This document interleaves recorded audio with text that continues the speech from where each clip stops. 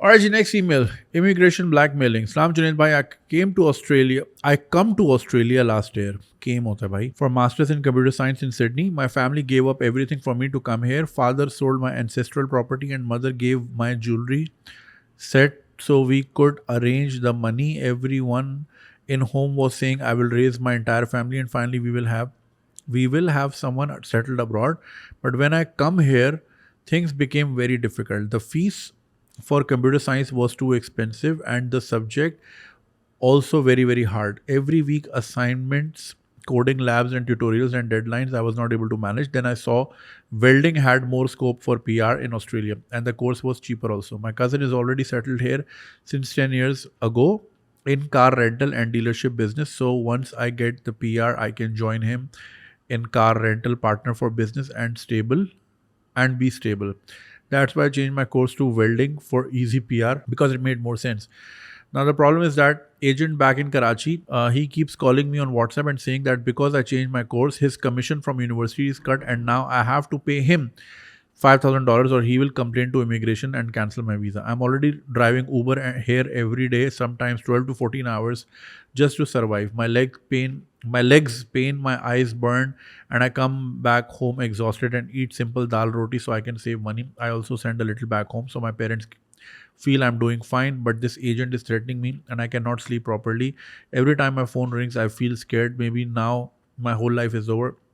If I get deported back, everything is finished for me and for my family. People will laugh and my parents will not be able to show their face. Please tell me what I should do. Should I pay him and when I don't even have money, or should I ignore him?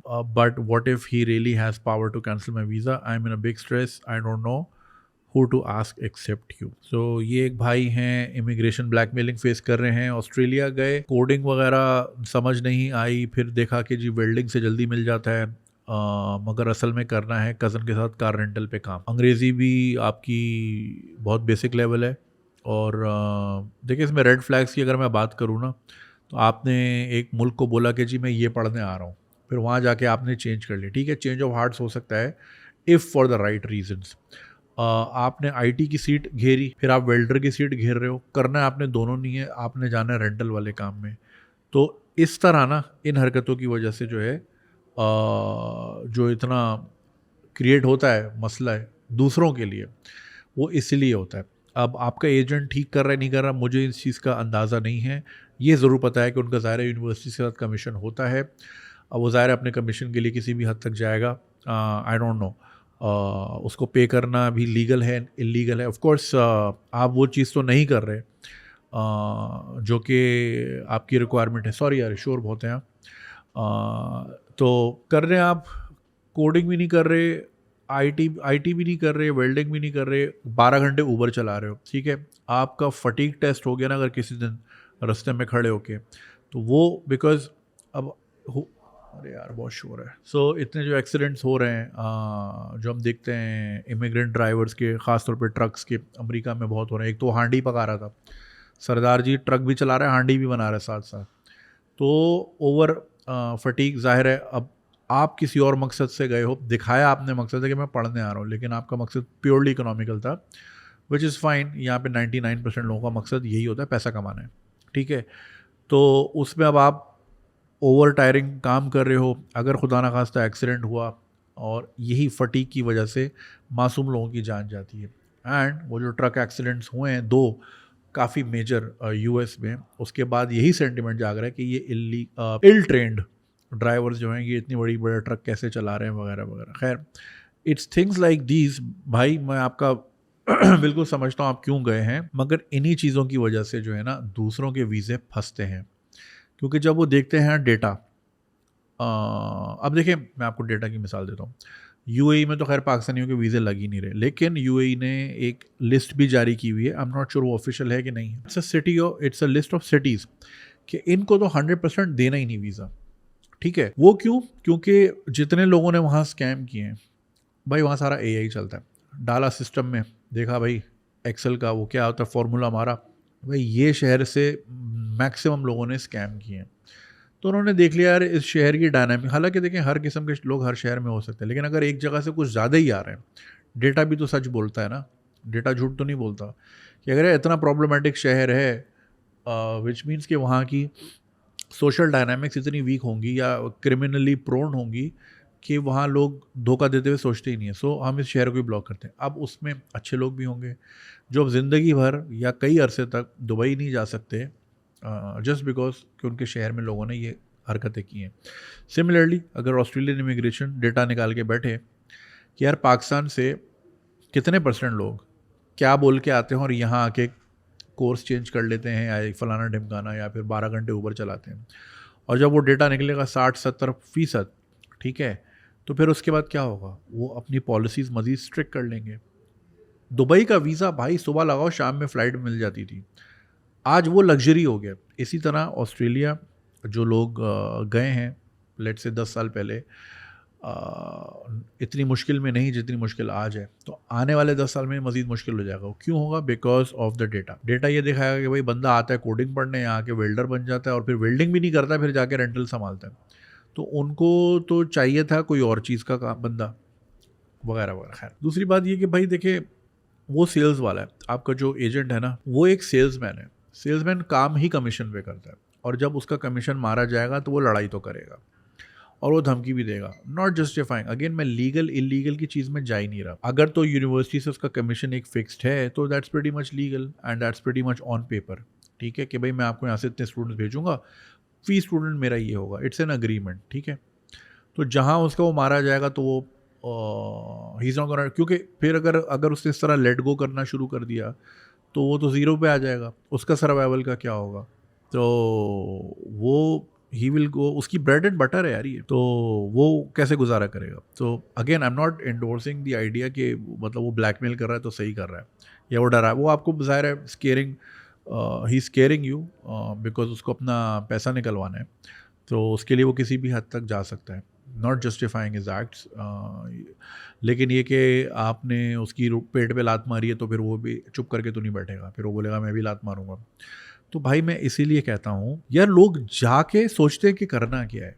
जिस तरह मुझे मुझे ना इस चीज़ से बहुत चिढ़ होने लगी है हमारे यंगस्टर्स को। यार एक होता है ना कि चलो आपको थोड़ा बहुत, यार इनको बिल्कुल नहीं पता करना क्या है, एंड मैं मेजॉरिटी की बात कर रहा हूँ।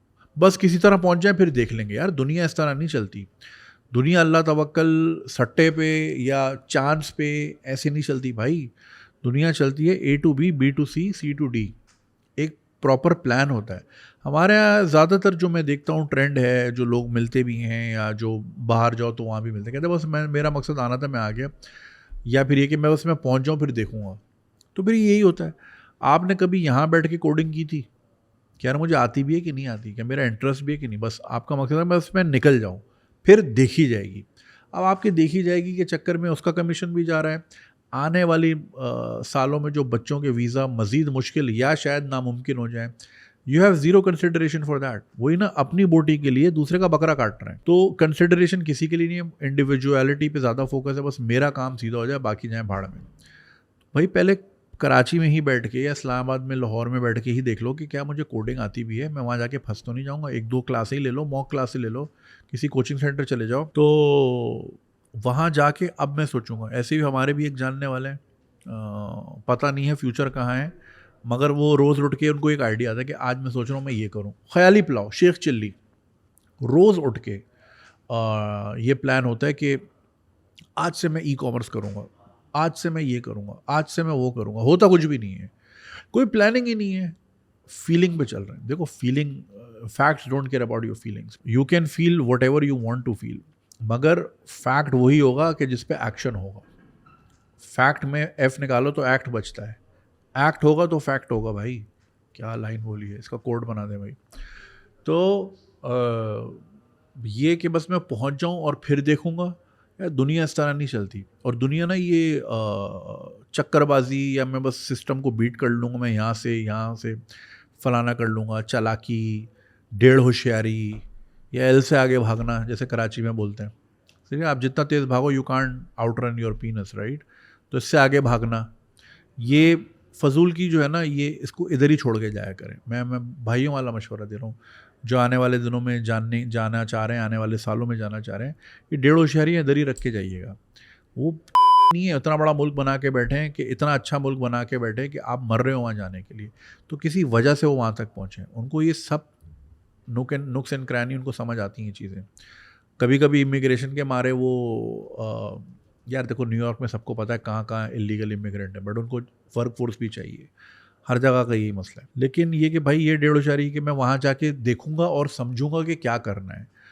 एज आई सेड बिफोर, वो जो पाकिस्तानीज इन ऑस्ट्रेलिया वाला ग्रुप है, आए दिन वहाँ मैसेज आते हैं, भाई मैं सिडनी एयरपोर्ट पे खड़ा हूँ, कहाँ जाऊँ? अरे भाई तू ऐसी मुँह उठा के आ गया, कोई प्लानिंग नहीं, कोई कुछ नहीं, बंदा 4 ग्रुप ही ढूंढ लेता है, यार मैं आने वाला हूँ कि कुछ है या क्या है, लिविंग सिचुएशन कैसी है, कितना खर्चा होगा, क्या, कुछ नहीं, बस मैं पहुँच गया हूँ, अब मैं क्या करूँ? अभी इतनी इंटाइटलमेंट। बंदा 4 चीज़ें करके ही निकलता है यार, कोई अरेंजमेंट करके निकलता है बंदा। हज उम्रे में भी जाते हो तो सारी चीज़ें अलाइन करके जाता है, राइट? यहाँ तुम रहने जा रहे हो सालों साल के लिए, तुम्हें पता ही नहीं है कि जाना कहाँ है और रहना कहाँ है और करना क्या है। That means you did zero research, आपको पता ही नहीं था। बस गाड़ी चलाना और बाइक चलाना यहाँ पे सबको आती है, तो बस वो ऊबर ईट्स और डिलीवरू पकड़ा हुआ है। लेकिन जिस दिन ड्रोन पे डिलीवरी होना मामूल हो गई, फिर क्या करोगे भाई? इन चीज़ों से बाहर आओ भाई, अब तो ज़िंदगी और दुनिया और मुश्किल होती जा रही है। तो अब मैं आपको क्या मशवरा दूँ, मुझे नहीं पता भाई। लेकिन ये कि आप ये ज़रूर अपने अंदर झांकें और समझें कि आपने जो किया है वो भी सही नहीं है, कि करने कुछ और गए। देखें, लाइक आई सेड, हो जाता है, लेकिन ये कि ये तो पैटर्न है ना हमारे लोगों का, जाते किसी और चीज़ पे वहाँ जाके कुछ और कर लेते हैं। एंड व्हेन नथिंग वर्क्स शादी, तो और फिर अपनी ले मैथ स्किल्स लेके जाते हैं, कोई और जॉब नहीं करने आती, कोई हॉस्पिटैलिटी में। दोहा में इस बार गया, मुझे हॉस्पिटैलिटी में बहुत पाकिस्तानी नजर आया, I was genuinely very very happy to see them properly. यहाँ से स्कूलिंग मैंने पूरा इंटरव्यू लिया ना, कहाँ पढ़ा, यार मैग्नेट गिरा दिया मैंने, कहाँ पढ़ा, कहाँ से कोर्स किया, इतने बड़े होटल में कैसे लगे, तो अच्छा लगा। तो भाई थोड़ा अपने आप को डाइवर्सिफाई भी करें। बस ये कि गाड़ी चलाने आती तो वहाँ भी गाड़ी चला लूँगा, वो 5 साल बाद ये रेलेवेंट है भाई। दुबई में जितने टैक्सी वाले अपने भाई मिलते हैं, मैं उनको यही बोलता हूँ सबसे पहले दुबई अडॉप्ट करेगा सेल्फ ड्राइविंग। या बहुत श्योर हो रहा है, बाद में बात करूँगा। चलें, गुड लक। अगर आपको ये वीडियो पसंद आई और आप इसका पूरा वर्जन देखना चाहते हैं तो लिंक कमेंट सेक्शन में दिया गया है। हमारे यूट्यूब चैनल पे पूरा वर्जन मौजूद है और चैनल को सब्सक्राइब करना नहीं भूलिएगा। शुक्रिया।